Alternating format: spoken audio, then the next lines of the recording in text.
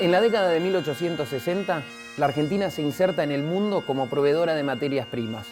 De la mano del Imperio Británico, su principal socio y cliente, se inicia en la era de las inversiones transnacionales financiadas principalmente con la emisión de deuda pública. En Patagonia, las inversiones llegan atrasadas y subordinadas a la especulación y a la explotación de grandes extensiones de tierra. Sin embargo, lo harán rápida y violentamente.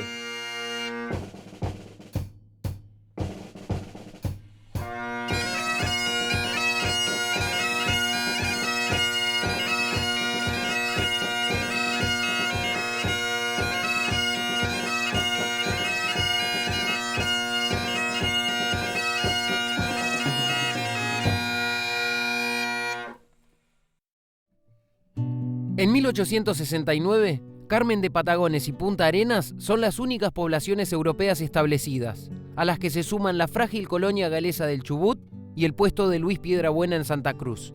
La Patagonia es todavía un territorio indígena desconocido. George Musters llega desde Malvinas a la Patagonia Austral. Ex oficial de la Armada Real, planea recorrer el interior de la Patagonia. Hace contacto con caciques tehuelches, aprende sus costumbres y logra que lo acepten como compañero de viaje.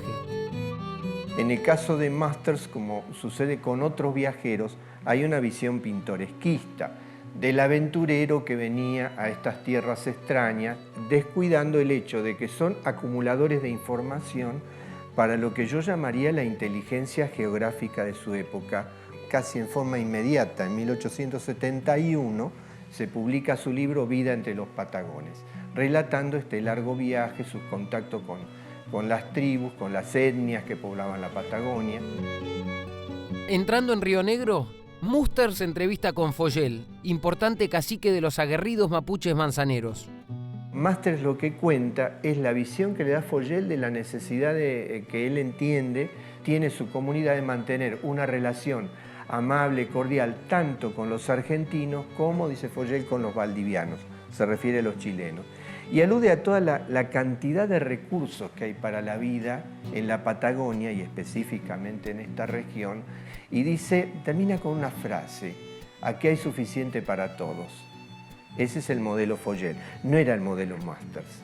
Vemos que la información que él acopia, relatando prolijamente dónde estaban los mejores paraderos, los ojos de agua, las pasturas, los lugares más abrigados para pasar la invernada, elogia lugares como la Liaic, que es hoy la estancia Leleque, como el Maitén, como Pilcanilleu o Pilcanillén, como dice él, Maquinchao o Margencho.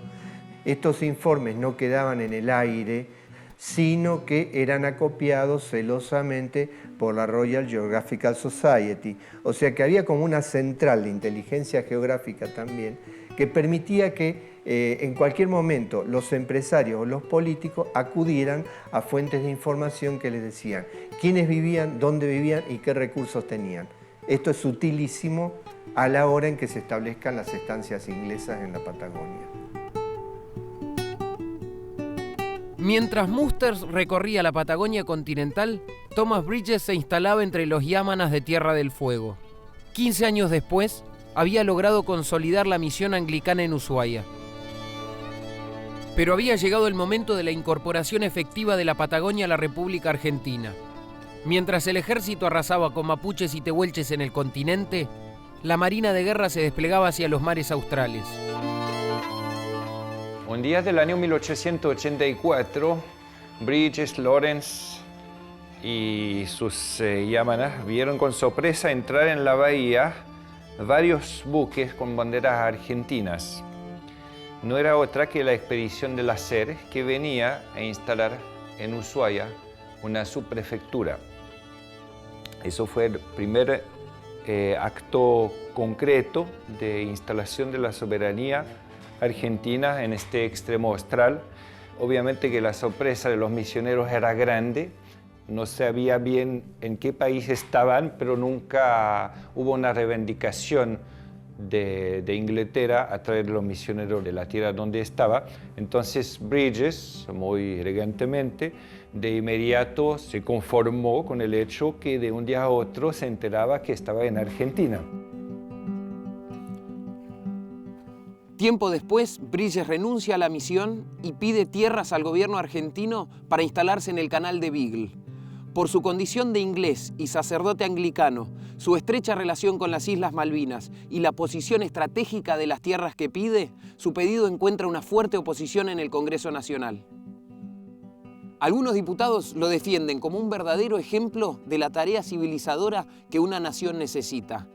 Con el apoyo de importantes personalidades como el Perito Moreno y el general Roca, Bridges finalmente obtiene sus tierras y funda la estancia Harberton, en el último confín del mundo. Thomas Bridges muere repentinamente en 1898, a los 55 años de edad. Yace enterrado en el cementerio de la Chacarita, en Buenos Aires. Junto a él yace su hijo Lucas. Lucas, después de la muerte de su padre, siguió la estancia con sus hermanos. Y Lucas, hombre muy inquieto, con una energía fabulosa, muy amigo de los indios Onas, con cual compartió muchas cosas, aprendió su idioma, tenía una cercanía muy grande con ellos. Lucas decidió de empezar a armar una nueva estancia al norte de la cordillera, en la planicie, en las Pampas Fueguinas, en un lugar más grato y más apto para la ganadería que Harberton, y logró establecer su estancia Villamonte con la ayuda de sus hermanos, estancia que fue todo un éxito humano y comercial. Para llevar los primeros piñones de ovejas desde Harberton, cruzando la cordillera hacia su estancia Villamonte, tuvo que construir un camino al medio del bosque y de los montes para llegar del otro lado de la cordillera. Y eso lo hizo con sus amigos Onas, y fue una obra absolutamente increíble, pero lo logró, como todo lo que hacía. Era un hombre absolutamente fuera de lo común. Por suerte para nosotros, Lucas, pocos años antes del final de su vida, escribió un libro que relata la parte fueguina de su vida, que es un libro conocido en español como El último confín del mundo, que queda hasta el día de hoy probablemente el libro el más maravilloso que nunca se ha escrito sobre tirar el fuego.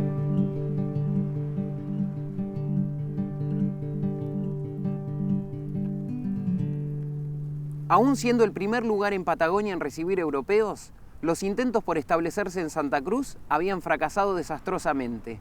Con otras urgencias, los gobiernos argentinos habían dejado el tema en manos privadas. Solo Piedrabuena había logrado sostenerse. Este lugar de Puerto Santa Cruz tiene una vinculación muy estrecha con lo que es la inmigración británica, básicamente porque la mano de Moyano, posteriormente de su mandato como primer gobernador, fue el que gestionó el ingreso de muchos malvinenses a toda esta zona. Y cuando se hace cargo de la gobernación en 1884, que se reparte el territorio de Patagonia en diferentes territorios, una de las primeras cosas que hace es ir a Malvinas a buscar colonos para establecerse acá. Porque de no ser así, esto probablemente se hubiera perdido, porque igual los chilenos siempre reclamaban esta sección de terreno. Y la única lado donde había pobladores y ovejas y gente que supiese cómo manejarlo era justamente Malvinas. Cuando hablamos de británicos, ¿quiénes son? Eran ingleses, irlandeses, escoceses, y en su mayoría eran escoceses malvineros. ¿Qué quiere decir? Que ya habían pasado por las Islas Malvinas o bien habían nacido en las Islas Malvinas. Vienen de diferentes lugares de Escocia, ¿no? Pequeños pueblos, pequeños poblados. Era un momento donde las familias crecían en número y se empezó a publicitar el hecho de que en Patagonia se podía acceder a la tierra. Básicamente la posibilidad de progresar. En Malvinas ya todos los territorios de ahí estaban ocupados, estaba la Falkland Island Company que tenía una parte importante y los otros campos ya estaban todos ocupados, así que bueno, se afincaron acá muy bien porque era similar a lo que ellos conocían allá. Es así que vinieron muchos pobladores que empezaron con nada, empezaron con lo opuesto y a poquito se fueron haciendo. Fue duro, igual que los galeses en el Valle del Chubut, los comienzos fueron muy duros, o sea que se tuvieron que criar con los tehuelches, que eran los que sabían cómo sobrevivir con lo que había. Así que todos los que se llevaron bien con los nativos realmente tuvieron una ventaja importante. Bueno, la historia más rica de mi familia viene por parte de Malvinas, donde fue nacido mi padre, cuyos ascendentes directos vinieron a este continente, directamente a Malvinas, en 1852. Quien fuera mi tatarabuelo, Charles Gledel. De las islas, mi familia estaba afincada en Darwin, en Puerto Darwin, y ellos eran ganaderos y trabajaban en lo que era el pastoreo de ovejas, donde tenían una serie de tareas normales, desde la carpintería hasta producir sus propios alimentos, ¿no? Y cuando Moyano fue a las islas a buscar colonos, ellos son de los que vienen acá. Primero mi abuelo como tropero de Green Shields, Cameron Green Shields, que bajan en Punta Arenas y se van a caballo hasta la zona de Camarones, cerca de Trelew, viendo campos, y efectivamente Green Shields saca 60 leguas de campo, lo que hoy día la estancia de Lógila y cerca de Camarones. Y después también con el tiempo ya vino el hermano de mi abuelo, vinieron mis bisabuelos también a vivir acá, y ya mi abuelo salió a vender antizárnico con tropa de caballos, porque era todo a caballo. En mi caso en particular, yo soy descendiente de escoceses e ingleses que llegaron aquí a San Julián. Yo tengo bisabuelos que vinieron en 1887, es decir, de los primeros 20 habitantes europeos de San Julián, que entraron a través de Punta Arenas, y en todos los casos se dedicaron a actividades ganaderas, no como propietarios de estancias, sino como peones, como capataces. Una bisabuela mía que tuvo una fonda aquí en San Julián. Ya nacido mi padre en 1908, luego de haber hecho una expedición anticipada por parte del hermano mayor de mi padre, James Gledel, mi abuelo decidió que toda la familia se vendría a Río Gallegos, donde se instalaron en 1914. Tímidamente, la Patagonia empieza a ser colonizada por europeos y criollos. En nombre de intereses públicos y privados, se provoca la destrucción de sus pobladores originarios. La principal población de la región serán desde entonces las ovejas.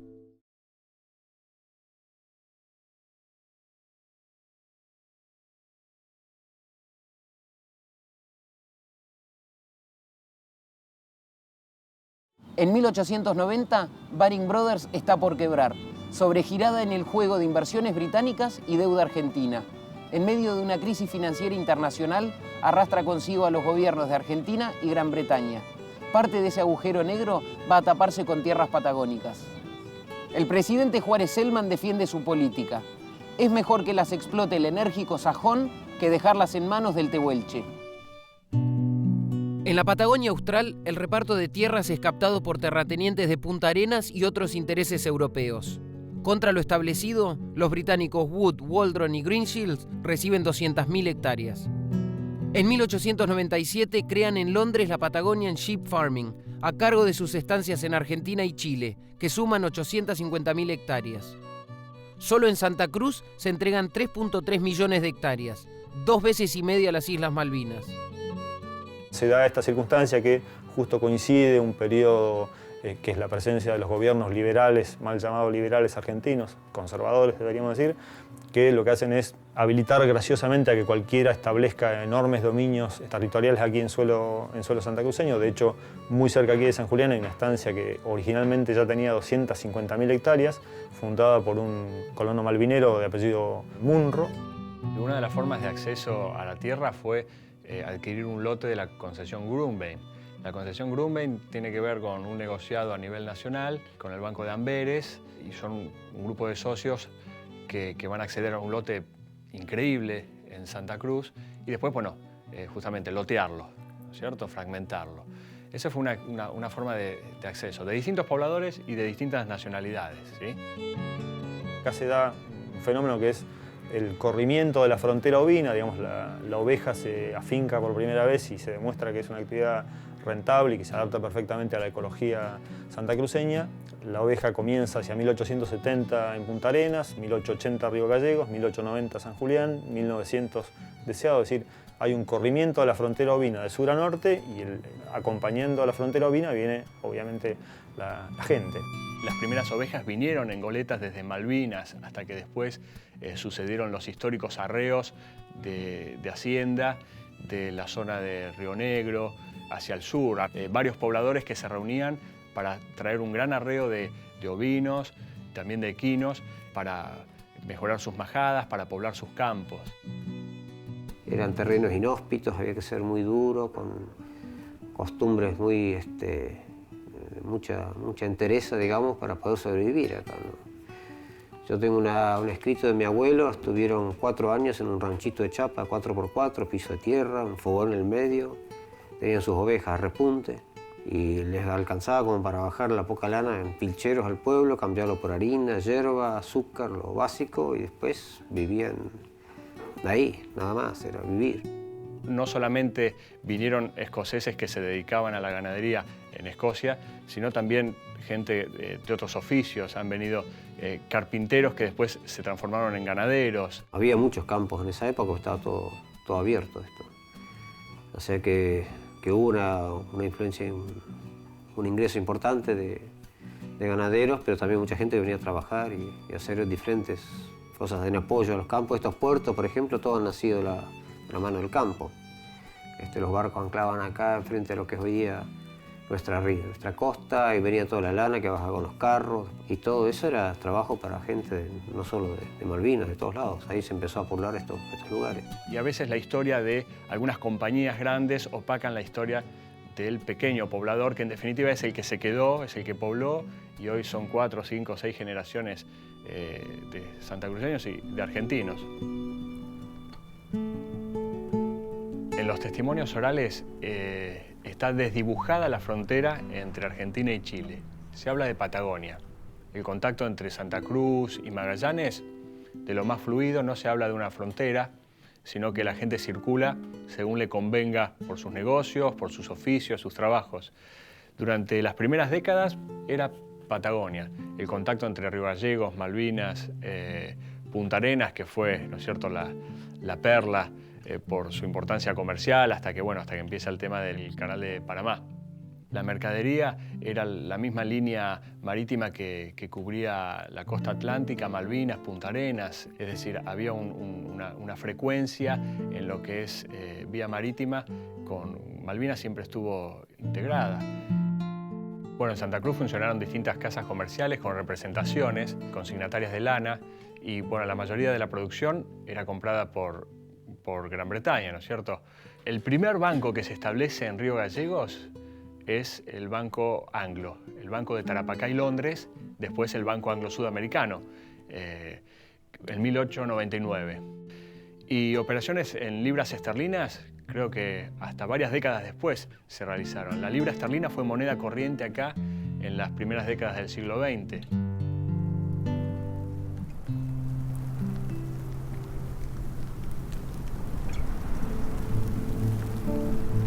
En 1889, más o menos por el mes de julio, aparece en Londres, en la Bolsa de Londres, un prospecto que anuncia la creación de una nueva empresa para colonizar tierras en Argentina. Poco antes, 3, 4 meses antes, 15 personas distintas habían ido a la Oficina de Tierras y Colonias en Buenos Aires a pedir tierras para colonizar. Unos solicitan en Neuquén, otros en el Chaco, otros en Formosa, algunos en Río Negro, otros en Santa Cruz. La ley que estaba en vigencia era la Ley Avellaneda de 1876, o Ley de Inmigración y Colonización. Permitía entregarle a empresas colonizadoras o a particulares que querían colonizar hasta 32 leguas cuadradas de tierra, que es una buena superficie, son unas 80.000 hectáreas. Eso sí, no más que esa superficie. Y por supuesto que el candidato tenía que presentar un compromiso de colonización y al cabo de un tiempo relativamente breve establecer en esas tierras a los colonos. De lo contrario se suponía que había que devolverlas.